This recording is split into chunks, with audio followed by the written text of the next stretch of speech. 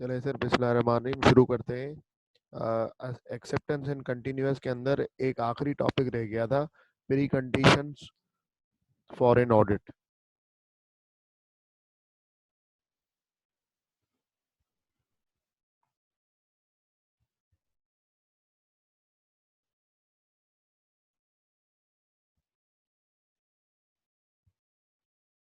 Sir, pre condition for an audit क्या होता है, मैं आपको बताता चलूं।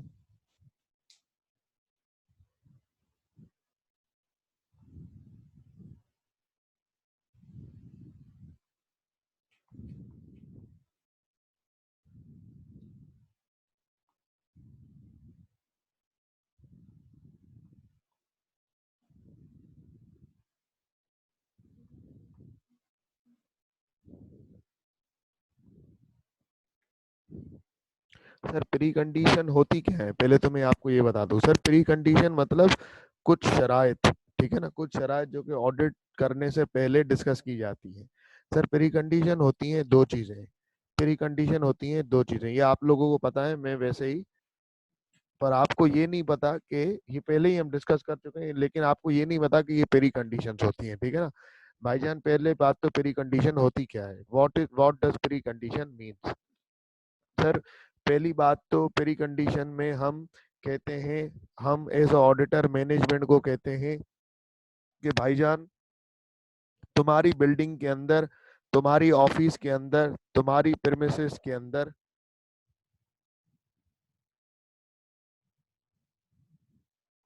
तुम्हारी प्रेमिसेस के अंदर, एग्जाम्पल तुम्हारी ऑफिस के अंदर, ऑफिस बोलो बिल्डिंग बोलो एक ही बात है, मतलब जहां तुम्हारी हेड ऑफिस है वहां आके भाईजान, जहां तुम्हारी ऑफिस है, जहां तुम्हारी बिल्डिंग है, वहां आके हम लोग ऑडिट करेंगे। वहां आके हमारी टीम आएगी, हमारे लड़के आएंगे जो हमारे ऑडिट ट्रेनी होते हैं सर, जिसके अंदर सीनियर, सेमी सीनियर और जूनियर्स, वो आके तुम्हारी बिल्डिंग के अंदर ऑडिट करेंगे। ये हम मैनेजमेंट को कह रहे होते हैं। दूसरी बात सर, प्री कंडीशन क्या होती है।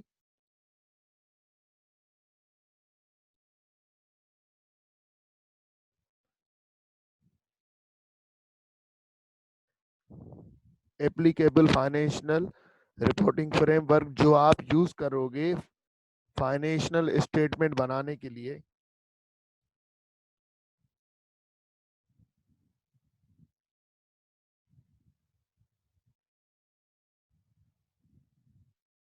एप्लीकेबल फाइनेंशियल रिपोर्टिंग फ्रेमवर्क जो कि आप यूज करोगे for preparation of financial statement, वो सर एक्सेप्टेबल होना चाहिए।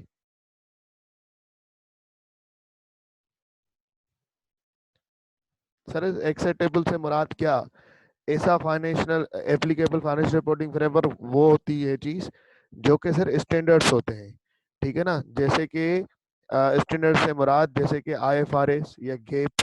दूसरी बार मैंने आपको बताया था, जैसे कि पीछे ये पढ़ के आए आईएफआरएस, कि जैसे कि सर पाकिस्तान के अंदर बैंक के अलग तरीके से बैलेंस शीट का फॉर्मेट बनता है। अकाउंटिंग उसी तरीके से होती है जैसे नॉर्मली हम लोग पढ़ते हैं, ठीक है ना।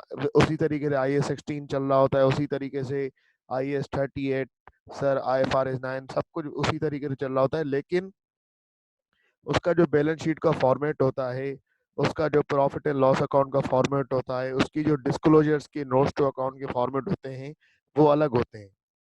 वैसे ही सर नॉर्मल कंपनी से अलग होते हैं। वैसे ही सर बैंक एक इंडस्ट्री है, उसी के अंदर ना ये सारी चीजें, हर बैंक को, जो बैंकिंग इंडस्ट्री में कंपनी काम कर रही है उसको उस अकाउंट से, उस स्टैंडर्ड फॉर्मेट के हिसाब से अपने फाइनेंशियल स्टेटमेंट बनाने हैं। तो सर ये भी एक लॉ की हिसाब से, अगर एक लॉ है पाकिस्तान के अंदर, तो हर पाकिस्तानी बैंकिंग कंपनी को ये चीज़ फॉलो करनी है। वैसे ही सर इंश्योरेंस कंपनीज हैं, अब इंश्योरेंस कंपनीज को भी क्या करना होता है, इस तरीके से फॉलो करनी होती हैं ये चीज़ें कि भाईजान, इंश्योरेंस कंपनी की अकाउंटिंग तो एज पर IFRS होती है, लेकिन एप्लीकेबल फाइनेंशियल रिपोर्टिंग फ्रेमवर्क में ये भी चीज़ आ जाती है इंश्योरेंस कंपनीज के लिए कि उनकी बैलेंस शीट के फॉर्मेट, सर उनके डिस्क्लोजर के फॉर्मेट, उनके P&L के फॉर्मेट, चेंजेस इन इक्विटी, वो एक सेपरेट तरीके से डिफाइन किए गए हैं। ACCP की तरफ से, security exchange commission of Pakistan की तरफ से, और सर उनको उस तरीके से बनाने हैं। वैसे ही सर इंश्योरेंस के बाद ग्रेच्युटी, ठीक है, उसके बाद mutual fund, open end mutual fund, close end mutual fund, ये जो है सर इनको क्या करना होता है, एक सेपरेट तरीके से अकाउंट्स बनाने होते हैं, प्रेजेंट करने होते हैं। बाकी जो अदर कंपनीज हैं जैसे नॉर्मल बन रही होती है बैलेंस शीट, तो उस हिसाब से कर रहे होते हैं। Sir pre condition for audit हम पढ़ेंगे आज। Sir pre condition of audit क्या होती है? Sir pre condition for audit वो चीजें होती हैं जो सर हम ऑडिट की शराइत होती हैं, ऑडिट की कंडीशंस होती हैं, ऑडिट की शर्तें होती हैं। Sir pre condition for audit के अंदर दो बातें होती हैं कि भाईजान, एक तो प्रीमिसेस, ऑफिस एंड बिल्डिंग, मतलब इसका क्या मकसद कि भाईजान हम मैनेजमेंट को कह रहे होते हैं, हम मैनेजमेंट से एग्री करवा रहे होते हैं कि हमारे लड़के तुम्हारी बिल्डिंग में आके, तुम्हारी ऑफिस में आके, तुम्हारी हेड ऑफिस में आके, जहाँ पे तुम्हारा जनरल लेजर होगा, जहाँ पे तुम्हारी सारी वेरिफिकेशंस की फाइल्स होंगी, वाउचर्स पड़े हुए होंगे, जहाँ पे तुम्हारा ट्रायल बैलेंस होगा, सर जहाँ पे तुम्हारी ऑफिस चलती होगी, तुम्हारे बिल्डिंग में आके हमारी टीम आके, एंगेजमेंट टीम जो होगी जिसमें सेमी सीनियर, सीनियर, जूनियर, वो आके तुम्हारे पास ऑडिट करेंगे।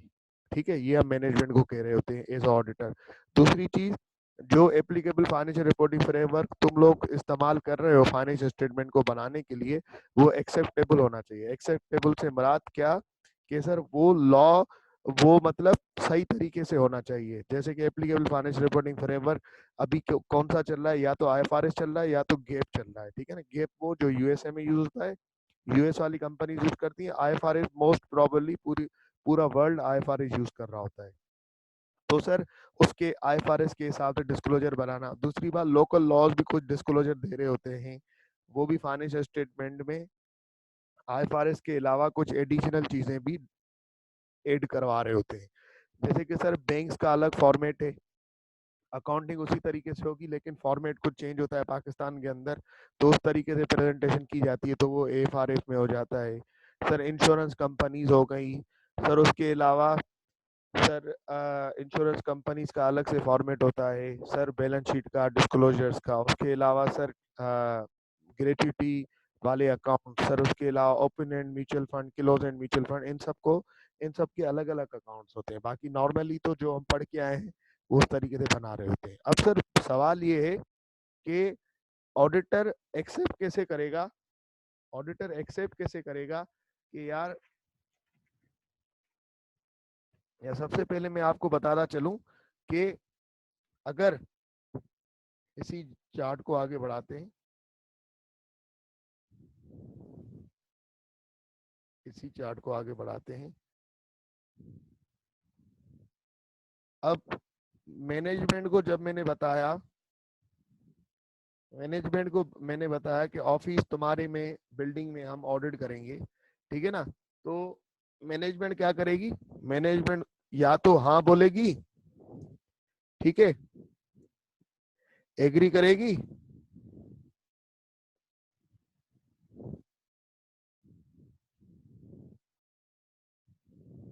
या तो डिसएग्री करेगी।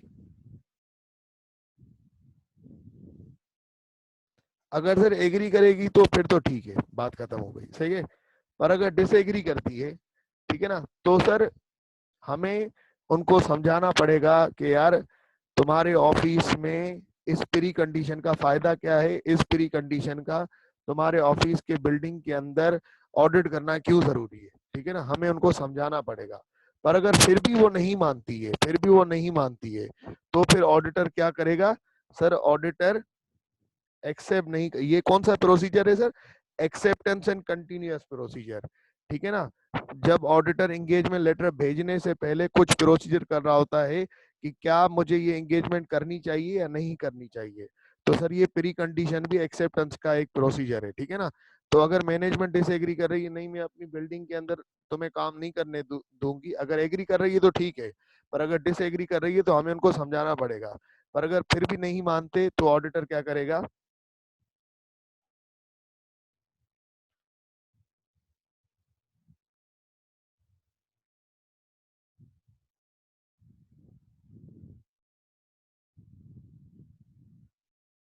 Auditor shall not accept engagement. Auditor shall not accept engagement. Sir ये बात रिपीट कर दें, नॉट, ये क्या लिखा हुआ है तुमने फराज?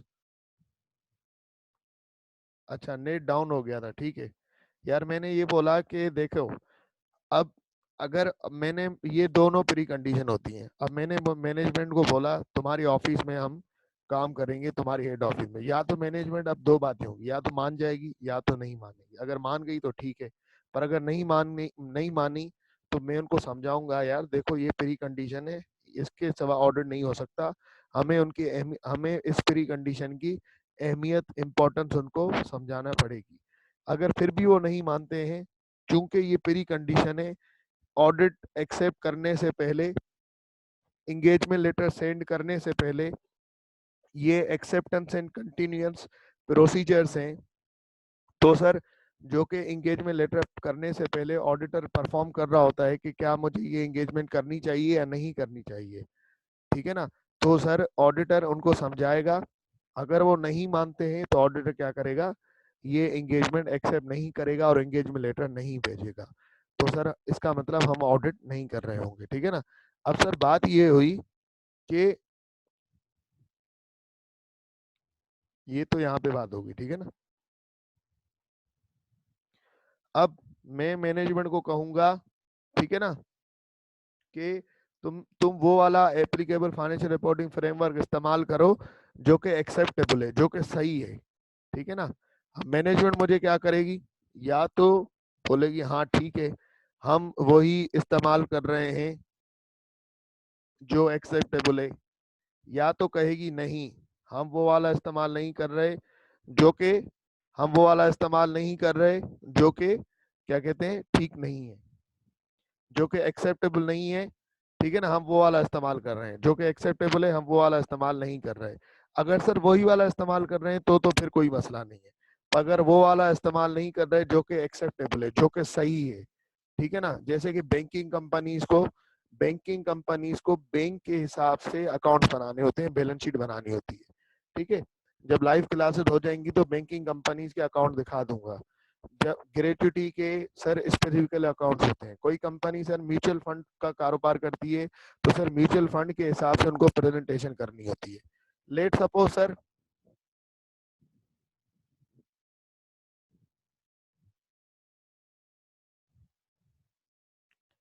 अभी सही आ रही है आवाज? अभी सही आ रही है?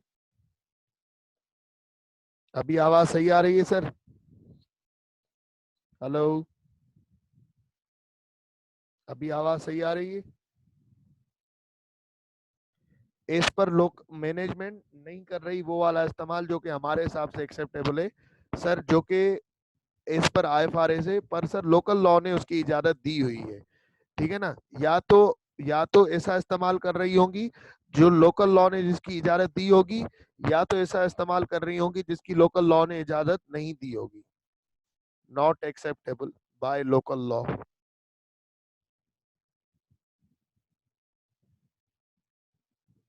अगर सर ये वाली बात होती है not acceptable by local law, तो फिर सेम यही बात हो जाएगी, ठीक है ना। फिर सेम यही बात हो जाएगी, ऑडिटर कंटिन्यू नहीं करेगा। पर सर एक ऐसा इस्तेमाल कर रही है एप्लीकेबल फाइनेंशियल रिपोर्टिंग फ्रेमवर्क जो कि हमारे हिसाब से एक्सेप्टेबल नहीं है, पर जिस कंट्री में हम ऑडिट कर रहे हैं उस हिसाब से वो एक्सेप्टेबल है, उस हिसाब से वो एक्सेप्टेबल है। तो सर हम मैनेजमेंट को क्या कहेंगे, ठीक है ना। तो सर हम मैनेजमेंट को कहेंगे यार ठीक है तुम भले वो वाला स्टैंडर्ड इस्तेमाल करो। देखो दोनों स्टैंडर्ड फॉलो करने होते हैं। एक तो आईएफआरएस, अगर एक कंपनी फॉलो कर रही है तो उसको आईएफआरएस की पूरी रिक्वायरमेंट पूरी करनी है। कंपनी अपना जो हर कंट्री का एक लोकल लॉ होता है, जैसे हर कंट्री का एक कंपनी लॉ होता है। तो सर अगर हर कंट्री का लोकल लॉ भी कुछ रिक्वायरमेंट देता है तो सर वो आईएफआरएस के साथ साथ एडिशनल रिक्वायरमेंट होती है। मतलब एडिशनल रिक्वायरमेंट मतलब आईएफआरएस तो पूरा फॉलो करना है, पर आईएफआरएस के साथ साथ उस कंट्री के लोकल लॉस के अंदर कुछ एडिशनल डिस्क्लोजर्स होते हैं। मतलब जैसे कि आईएफआरएस कहता है तुम प्रॉपर्टी प्लांट इक्विपमेंट के अंदर डिस्क्लोजर में ये बताओ कि डिस्पोजल कितने हुए, डिस्पोजल कितनी अमाउंट के हुए। पीपी के अंदर आईएफआरएस ये कह रहा होता है कि डिस्क्लोजर के अंदर ये बताओ कि एडिशन कितने की हुई और डिस्पोजल कितने के हुए। लेकिन लोकल लॉ पाकिस्तान का ये कहता है ठीक है तुम डिस्पोजल तो बताओ, पर अगर डिस्पोजल की अमाउंट 5 लाख से ज्यादा है तो तुम ये भी बताओ, अब ये भी बताओ, तो अब ये लोकल लॉ कह रहा है पाकिस्तान का, अगर डिस्पोजल की अमाउंट 5 लाख से ज्यादा है ओवरऑल, तो तुम ये भी बताओ कि तुमने किसको सेल की, उसकी कॉस्ट क्या थी जब तुमने परचेज किया था, तुमने कितने में सेल की, उस पर गेन कितना हुआ, जिस बंदे को सेल की उसका नाम भी बताओ। अब सर ये हो गई एडिशनल रिक्वायरमेंट। अब सर सोचें उन्होंने वो वाला स्टैंडर्ड इस्तेमाल नहीं कर रहे जो कि पाकिस्तानी लॉ में एक्सेप्टेबल है या हमारे हिसाब से एक्सेप्टेबल है, पर हमारे हिसाब से जो एक्सेप्टेबल है सर वो वाला इस्तेमाल नहीं करे, लेकिन पाकिस्तानी लॉ उसको मान रहा है, ठीक है ना। तो सर क्या होगा, तो ये होगा भाईजान, ध्यान से सुनना है यहाँ पे। तो हम मैनेजमेंट को कहेंगे, मैनेजमेंट मैनेजमेंट क्या बोलेंगे सर, मैनेजमेंट को हम बोलेंगे मैनेजमेंट ठीक है, तुम फाइनेंशियल स्टेटमेंट अपने हिसाब से बना लो, अपने हिसाब से बना लो, क्योंकि लॉ ने तुम्हें इजाजत दी हुई है, लॉ ने तुम्हें इजाजत दी हुई है अपने हिसाब से बनाने की, तुम वो वाली चीज फॉलो कर रहे हो जो कि हमारे हिसाब से सही नहीं है, पर लॉ ने तुम्हें इजाजत दी हुई है, लॉ को वो चीज मंजूर है। तो सर तुम मैनेजमेंट क्या करोगे, फाइनेंशियल स्टेटमेंट में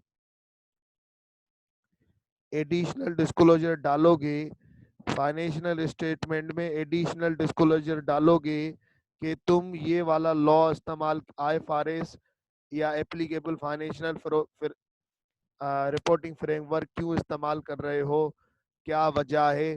तुम फाइनेंशियल स्टेटमेंट के अंदर नोट्स टू अकाउंट में एक एडिशनल डिस्क्लोजर डालोगे, एक एडिशनल डिस्क्लोजर डालोगे जिसके अंदर तुम बता रहे होगे कि तुम ये वाला एप्लीकेबल फाइनेंशियल रिपोर्टिंग फ्रेमवर्क क्यों इस्तेमाल कर रहे हो। जैसे कोई भी जैसे कोई भी फाइनेंशियल स्टेटमेंट को पढ़े तो वो मिसलीड ना हो, वो धोखे में ना आ जाए, वो ये ना सोचे कि वो मिसलीड ना हो, ठीक है ना, वो धोखे में ना आ जाए कि यार ये इस कंपनी को तो ये वाला अकाउंटिंग फ्रेमवर्क इस्तेमाल करना चाहिए था, फिर उन्होंने ये वाला अकाउंटिंग फ्रेमवर्क इस्तेमाल क्यों किया।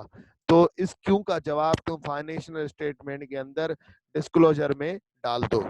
ठीक है, मेरी आवाज सही आ रही है ना सब लोगों को, अब आवाज कट तो नहीं रही।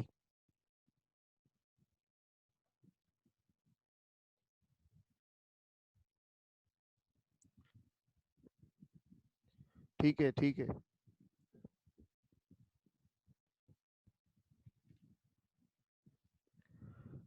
अब सर उसके बाद हम मैनेजमेंट को कहेंगे, ठीक है ना, हम मैनेजमेंट को उसके साथ साथ हम क्या करेंगे, हम मैनेजमेंट को एंगेजमेंट लेटर भेजेंगे, एंगेजमेंट लेटर भेजेंगे। जब एंगेजमेंट लेटर भेजेंगे तब मैनेजमेंट को कहेंगे देखो तुमने सही से आईएफआरएस या एप्लीकेबल फाइनेंशियल रिपोर्टिंग फ्रेमवर्क इस्तेमाल नहीं किया है, जो कि होना चाहिए था तुमने वो इस्तेमाल नहीं किया है, पर तुमने वो इस्तेमाल किया है जो कि लॉ की नज़र में सही है, तो हम तुम्हारा ऑडिट कर रहे हैं।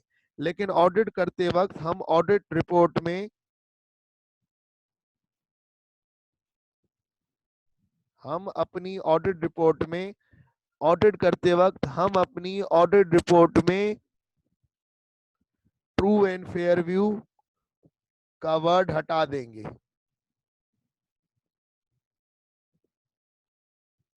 True and fair view, true and fair view का फ्रेज हटा देंगे कि भाई हम बोलेंगे कि तुम्हारे फाइनेंशियल स्टेटमेंट सही से बने हैं कि नहीं बने, लेकिन हम ये नहीं बताएंगे कि तुम्हारे financial statement true and fair view दे रहे हैं। हम इसकी जगह ये लिख लेंगे कि तुम्हारे और फाइनेंशियल स्टेटमेंट सही बने हैं कि नहीं बने हैं, लेकिन हम ये नहीं बताएंगे कि भाईजान तुम्हारी financial statement true and fair view दे रहे हैं। हम ये एंगेजमेंट लेटर जब भेज रहे होते हैं तब हम उनको ये बताएंगे कि हम ट्रू एंड फेयर व्यू जो है इसका वर्ड हटा देंगे, हम इसका वर्ड हटा देंगे, ठीक है ना, इसका वर्ड। अब सर हम एंगेजमेंट लेटर में उनको बताएंगे कि देखो भाईजान ऑडिट हमसे भले करवा लो, लेकिन तुम एप्लीकेबल फाइनेंशियल रिपोर्टिंग फ्रेमवर्क ना सही वाला यूज नहीं कर रहे, चलो ठीक है, तुम्हें लॉ ने इजाजत दिया है, तो तुम क्या करोगे, मैनेजमेंट को हम कहेंगे तुम एडिशनल डिस्क्लोजर डालोगे कि तुम जो है क्यों गलत वाला वो वाला एप्लीकेबल फाइनेंशियल रिपोर्टिंग फ्रेमवर्क इस्तेमाल कर रहे हो जो कि एक्सेप्टेबल नहीं है, तुम उसके अंदर डिस्क्लोजर में बताओगे। दूसरी बात, हम एंगेजमेंट लेटर हम जब भेजेंगे तो उसके अंदर कंटेंट ऑफ ऑडिट रिपोर्ट हम क्या करते हैं, डिस्कस करते हैं ना, हम रिपोर्टिंग गाइडलाइन बताते हैं ना, कि सर उसके अंदर हम ये लिखेंगे एंगेजमेंट लेटर के अंदर कि यार देखो हम तुम्हारा ऑडिट कर रहे हैं, लेकिन हम ये नहीं बताएंगे ऑडिट रिपोर्ट के अंदर कि तुम्हारे financial statement true and fair view दे रहे हैं कि नहीं, बाकी हम बता देंगे कि ये सही से बने हैं कि नहीं। दूसरी बात, हम अपने ऑडिट रिपोर्ट के अंदर ये भी चीज बताएंगे, हम अपने ऑडिट रिपोर्ट के अंदर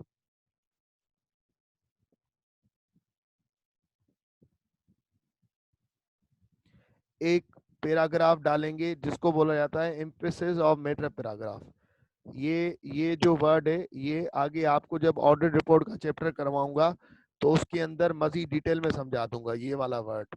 पर अभी थोड़ा सा इसका ब्रीफ ओवरव्यू दे देता हूँ। सर हम एंगेजमेंट लेटर में कहेंगे देखो हम ऑडिट रिपोर्ट के अंदर एम्फेसिस ऑफ मैटर पैराग्राफ डालेंगे। ये एम्फेसिस ऑफ मैटर पैराग्राफ क्या होता है सर, इसके अंदर हम उनको कह रहे हैं देखो हम जो भी हमारी हमारी ऑडिट रिपोर्ट कौन पढ़ेगा, शेयर होल्डर्स, यूजर्स, इन्वेस्टर्स, ठीक है ना, तो सर स्टेक होल्डर सब हमारी ऑडिट रिपोर्ट पढ़ेंगे, जो भी तुम्हारी फाइनेंशियल स्टेटमेंट उठाएगा वो हमारी ऑडिट रिपोर्ट पढ़ेगा। तो सर ऑडिट रिपोर्ट के अंदर हम ये वाली चीज डाल देंगे, ये वाली चीज डाल के हम इसके अंदर लिखेंगे क्या, हम इसके अंदर लिखेंगे देखो भाईजान एप्लीकेबल फाइनेंशियल रिपोर्टिंग फ्रेमवर्क वो वाला इस्तेमाल किया गया जो कि नॉट एक्सेप्टेबल था, जो कि नॉट एक्सेप्टेबल था। उसकी वजह क्या थी, उसकी वजह थी ये वाला डिस्क्लोजर, उसकी वजह क्या थी, ये वाला डिस्क्लोजर। सर देखो भाईजान, हम अपनी ऑडिट रिपोर्ट में लिखेंगे देखो भाईजान एप्लीकेबल फाइनेंशियल रिपोर्टिंग फ्रेमवर्क वो वाला इस्तेमाल किया गया जो कि नॉट एक्सेप्टेबल था, लेकिन लॉ की नजर में वो एक्सेप्टेबल था। उसकी वजह क्या थी, उसकी वजह थी ये। सर ये क्या बात थी, ये कैसे वजह हो सकती है, देखो देखो मेरा जो फाइनेंशियल स्टेटमेंट, मैंने सबसे पहली बात क्या लिखी है कि हम मैनेजमेंट को कहेंगे फाइनेंशियल स्टेटमेंट में एडिशनल डिस्क्लोजर दो, उसके अंदर लिखो, ये ऑडिटर लिखवाएगा मैनेजमेंट से, उसके अंदर लिखो कि क्या वजह है जिसकी वजह से तुमने फाइनेंशियल स्टेटमेंट के अंदर ये ये वाला एप्लीकेबल फाइनेंशियल रिपोर्टिंग फ्रेमवर्क इस्तेमाल किया है जो कि एक्सेप्टेबल नहीं है, जो कि सही नहीं है, जो कि गलत है। इसकी क्या वजह है, क्योंकि जो भी अकाउंटेंट, जो भी चार्टर्ड अकाउंटेंट, जो भी बंदा देखेगा फाइनेंशियल स्टेटमेंट, जो भी बंदा देखेगा financial statement, sir financial statement हम एंगेजमेंट लेटर में क्या करेंगे, ऑडिट रिपोर्ट डालेंगे और हम एंगेजमेंट लेटर के अंदर ये लिखेंगे देखो हम एंगेजमेंट लेटर में ये बताते हैं ना कि भाईजान ऑडिट रिपोर्ट हम जो दे रहे होंगे उसके अंदर हम ट्रू एंड फेयर व्यू देंगे, लेकिन इसके अंदर ऑडिट रिपोर्ट में हम ये लिखेंगे कि यार देखो ऑडिट रिपोर्ट में मैं ट्रू एंड फेयर व्यू नहीं दूंगा, हाँ बता दूंगा कि सही बनी है कि नहीं।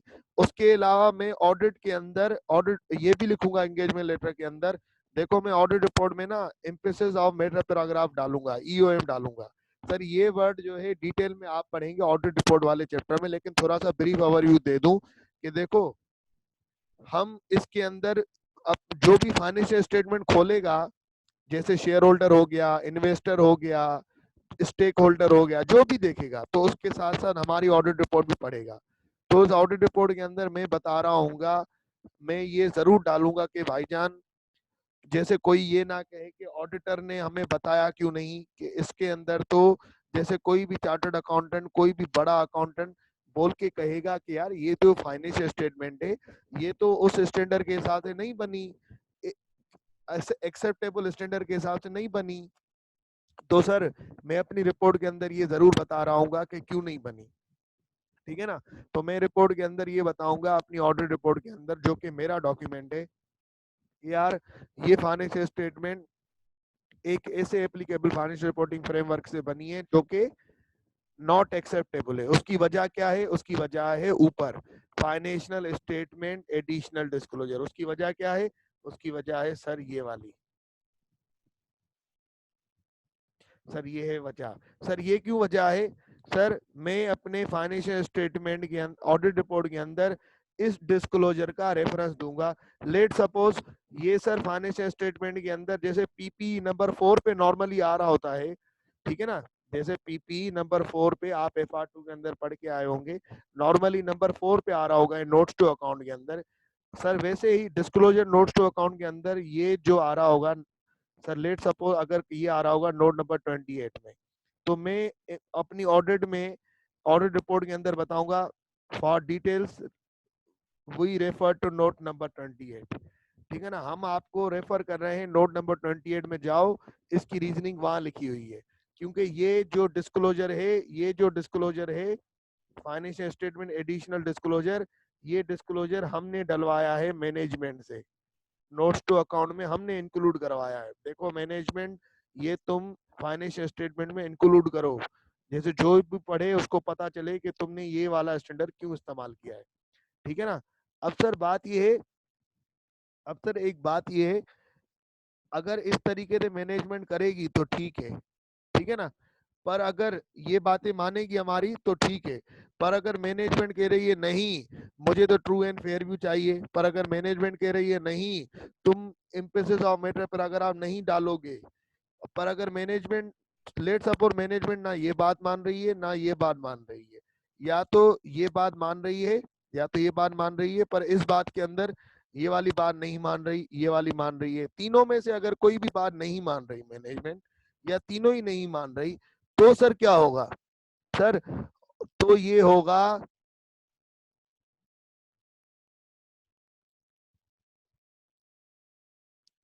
तो सर ऑडिटर क्या करेगा, इन बातों का इफेक्ट कहाँ लेके जाएगा?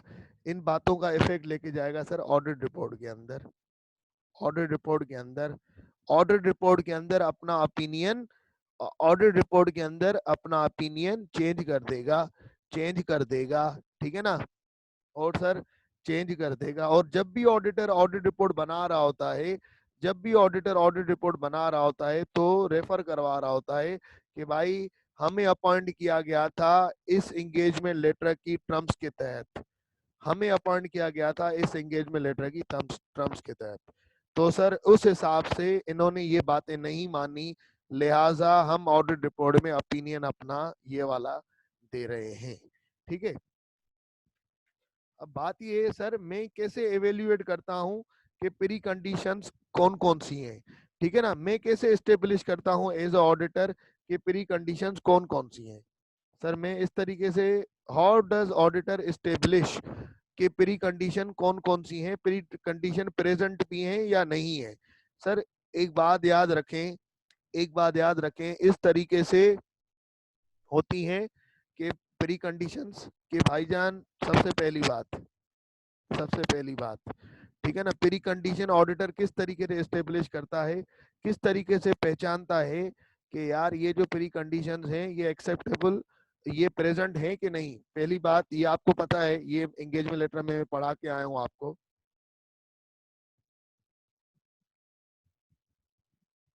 फाइनेंशियल रिपोर्टिंग फ्रेमवर्क जो मैनेजमेंट ने अडॉप्ट किया है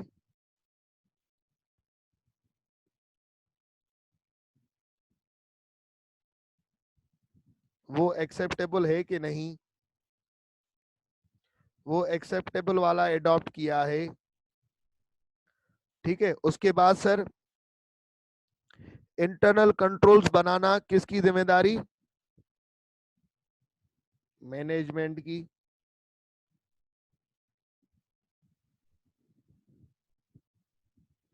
फाइनेंशियल स्टेटमेंट बनाना किसकी जिम्मेदारी?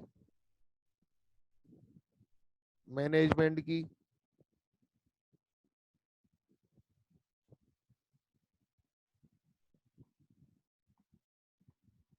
उसके बाद सर ऑडिटर को, ऑडिटर को सर रिलेवेंट इंफॉर्मेशन देना किसकी जिम्मेदारी? मैनेजमेंट की। ऑडिटर को एडिशनल इंफॉर्मेशन देना किसकी जिम्मेदारी? मैनेजमेंट की। ऑडिटर को अनरिस्ट्रिक्टेड एक्सेस देना किसकी जिम्मेदारी? मैनेजमेंट की। सर ये बातें सारी हम कहाँ पे कर रहे होते हैं? एंगेजमेंट लेटर के अंदर। ये होती हैं सर प्री कंडीशंस। आ जाएं सब, अब मेरे हैंड आउट पे आ जाएं, सारे सब मेरे हैंड आउट पे आ जाएं सर। आ गए मेरे हैंड आउट पे सब? सब आ गए मेरे हैंड आउट पे सर?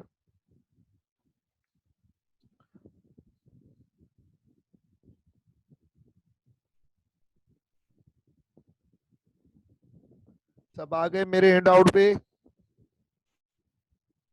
ऑडिट वाले हैंड आउट पे आ जाएं।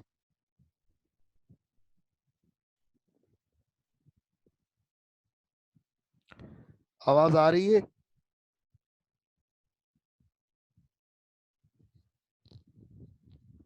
यहाँ से अब यार प्री कंडीशन पूरा पढ़ लो। अब ना ये प्री कंडीशन वाला पेज नंबर 8 है ना, ये 8 जो है ना, पेज नंबर पूरा पढ़ लो। पेज नंबर 8 भी पढ़ लो। उसके बाद ये पेज नंबर 8 पूरा पढ़ लो, 9 को छोड़ देना, सही है ना? 9 बाद में करवाऊंगा, अभी नहीं करवाऊंगा। पेज नंबर 8 पूरा रीड कर लो। अब सेफ गार्ड कर लेते हैं सर। सेफ, अब सर सही, ये सेफ गार्ड क्या होते हैं सर? सेफ गार्ड साबुन है क्या सर ये? अब सर लेट सपोज आप जब प्री कंडीशन,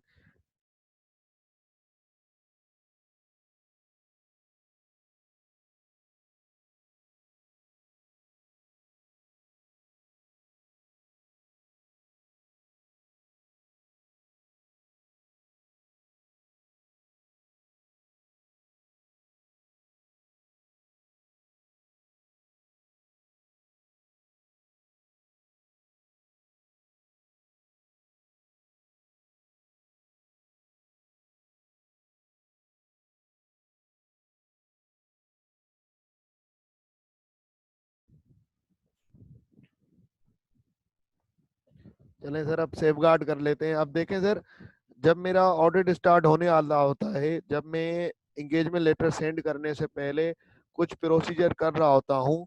अब या तो मैं पहली दफा उस क्लाइंट का ऑडिट कर रहा होता हूँ, या तो उस क्लाइंट का पहली दफा ऑडिट कर रहा होता हूँ, या तो सर मैंने लास्ट ईयर भी ऑडिट किया होता है। और सर अब मैं कुछ ऐसे प्रोसीजर कर रहा होता हूँ, जैसे कि अंदर क्या मुझे इसको कंटिन्यू करना चाहिए या नहीं करना चाहिए। दूसरे साल के लिए अगर मैं अपॉइंट किया गया हूँ, क्या मुझे इसको कंटिन्यू करना चाहिए या नहीं करना चाहिए। अब देखें सर, इसके अंदर मैं ये चीजें चेक कर रहा होता हूँ, क्या मैनेजमेंट इंटीग्रिटी है कि नहीं। लेट सपोज मैं कोई ऐसे क्लाइंट का काम करने, ऑडिट करने जा रहा हूँ जो मुझे फर्स्ट टाइम अपॉइंट किया है जिसने, और मुझे उस इंडस्ट्री का एक्सपीरियंस ही नहीं है। जैसे कि सर लेट सपोज हमारी एक ऑडिट फर्म है, लेट सपोज हमारी एक ऑडिट फर्म है सर, XYZ ऑडिट फर्म। और सर इस ऑडिट फर्म को, इस ऑडिट फर्म को एक्सपीरियंस है टेक्सटाइल कंपनी के ऑडिट करने का। अब इसको ऑडिट मिल गया बैंक का, इस कंपनी को, हमारी ऑडिट फर्म को ऑडिट मिल गया ले सपोज सर यूपीएल का, यूपीएल का हमें ऑडिट मिल गया। अब हमने कभी हमारी ऑडिट फर्म को यूपीएल का या बैंकिंग कंपनी के ऑडिट का एक्सपीरियंस ही नहीं है। दूसरी बात सर, यूपीएल का फर्स्ट टाइम मुझे ऑडिट करने को मिला है। तो सर इस, लेकिन continue acceptance and continue procedure अगर मैं करने जा रहा हूँ, तो सर उसके अंदर तो ये भी बात लिखी हुई है कि क्या हमारी टीम कॉम्पिटेंट है, क्या मैनेजमेंट इंटीग्रेट है, सर क्या लास्ट टाइम मसले हुए थे या नहीं हुए थे। अब सर मुझे कैसे पता लगेगा कि मैनेजमेंट इंटीग्रिटी है कि नहीं। सर क्या मेरी टीम, क्या मेरी टीम सर कॉम्पिटेंट है कि नहीं, इन बातों का कैसे मुझे जवाब मिलेगा, क्योंकि मुझे तो कभी बैंकिंग कंपनी का एक्सपीरियंस ही नहीं है। हमारी फर्म ने तो कभी भी बैंकिंग कंपनी का काम ही नहीं किया है, ऑडिट ही नहीं किया है। हमने तो सिर्फ और सिर्फ टेक्सटाइल कंपनीज का काम किया है। तो टेक्सटाइल का इंडस्ट्री वो चीज होती है जिसके अंदर मुख्तलिफ कंपनीज आ रही होती है। जैसे टेक्सटाइल इंडस्ट्री है तो उसके अंदर पाकिस्तान के अंदर बहुत सारी कंपनीज आ रही हैं जो कि टेक्सटाइल का काम करती हैं। लकी टेक्सटाइल हो गई, बाकी सर टाटा टेक्सटाइल हो गई, इस तरीके से बहुत सारी सर टेक्सटाइल कंपनीज आ जाती हैं। वैसे ही सर बैंकिंग भी एक इंडस्ट्री है जिसके अंदर डिफरेंट बैंक्स आ रहे हैं। सर इंडस्ट्री एक होती है, उसके अंदर डिफरेंट कंपनीज काम कर रही होती हैं सिमिलर टाइप का। तो सर अगर मैं पहली दफा किसी कंपनी के अपॉइंट किया गया हूँ ऑडिट करने के लिए, और सर उस इंडस्ट्री का मुझे बिल्कुल ही एक्सपीरियंस नहीं है, तो मैं कैसे एक्सेप्टेंस एंड कंटिन्यूस प्रोसीजर कर सकूंगा?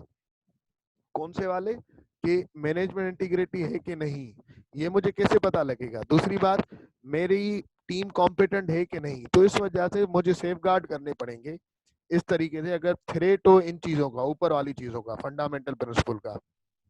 सर पहली बात, मुझे उस इंडस्ट्री का, जिस इंडस्ट्री को ऑडिट मिला है, उस इंडस्ट्री की सर मुझे अंडरस्टैंडिंग लेनी पड़ेगी। मुझे इसकी सर रिसर्च करके नॉलेज गेन करनी पड़ेगी, ठीक है ना, मुख्तलिफ तरीकों से। उसके बाद सर क्लाइंट का बिजनेस कौन सा है जिसका मैं ऑडिट करने जा रहा हूँ। लेट सपोज अभी मैंने एग्जांपल बैंक का दिया है, तो क्लाइंट का बिजनेस है बैंकिंग का।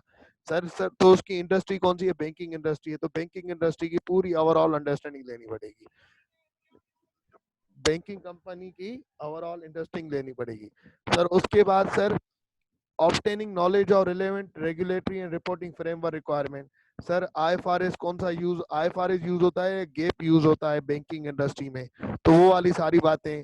सर उसके बाद बैंक, अगर कोई बैंक का अकाउंट बन रहा है, बैलेंस शीट, बैंक का अकाउंट या बैलेंस शीट बन रहा है, तो सर उस बैंक के अकाउंट के बैलेंस शीट के अंदर कोई अलग से कंपनी लॉ की रिक्वायरमेंट तो नहीं है, वो वाली बात। सर उसके हिसाब से मुझे कौन सा स्टाफ, मेरा जो ऑडिट फर्म का है, कौन सा स्टाफ यहाँ पे सर भेजना चाहिए एंगेजमेंट टीम के अंदर, फील्ड वर्क के अंदर, जो कि क्लाइंट की प्रेमिसेस में जाके काम करेगा, वो किस तरीके की, उसके अंदर कौन कौन सी कॉम्पिटेंसीज हो, कौन कौन से स्किल्स होने चाहिए। Sir using experts if necessary, ये एक्सपर्ट्स क्या होते हैं इसको आगे पढ़ेंगे। अगर एक्सपर्ट्स की जरूरत हो तो वो क्या यूज करने चाहिए, नहीं करने चाहिए। उसके बाद सर कितना टाइम लगेगा, ये भी हमें एग्री कर लेना चाहिए मैनेजमेंट से।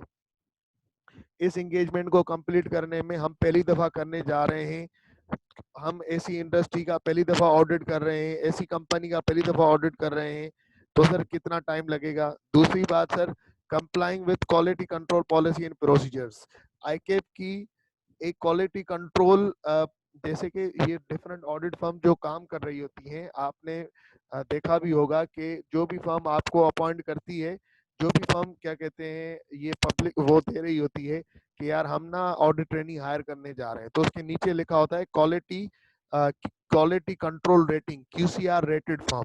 ये क्यूसीआर रेटेड फर्म किस तरीके से होती है? क्योंकि ये तो डिफरेंट कंपनीज, डिफरेंट फर्म्स जो होती हैं वो ऑडिट कर रही होती हैं। अब क्या ये ऑडिट सही से कर रही हैं कि नहीं कर रही, इस पर इंटरनेशनल स्टैंडर्ड्स ऑफ ऑडिटिंग कर रही हैं कि नहीं कर रही, ठीक है ना।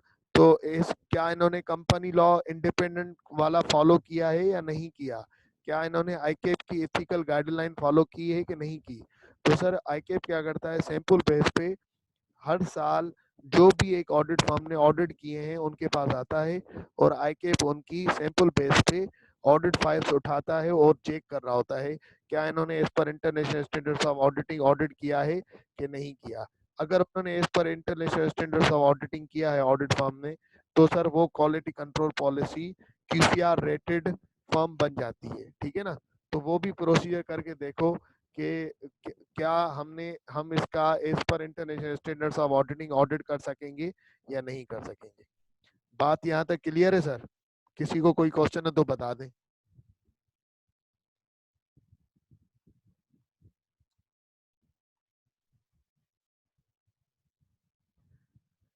क्वेश्चन हो तो बता दें सर।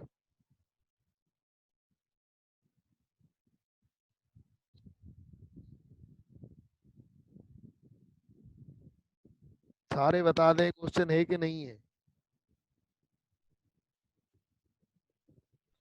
आ जाओ बेटा, पास पेपर पे आ जाओ, पास पेपर पे आ जाओ।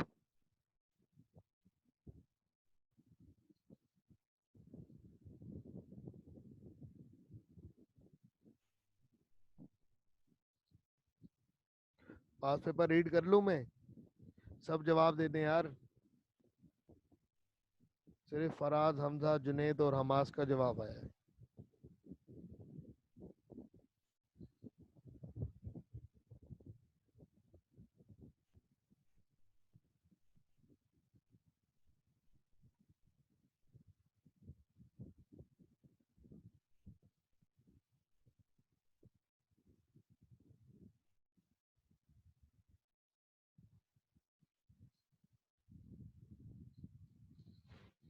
आवाज आ रही है सब लोगों को?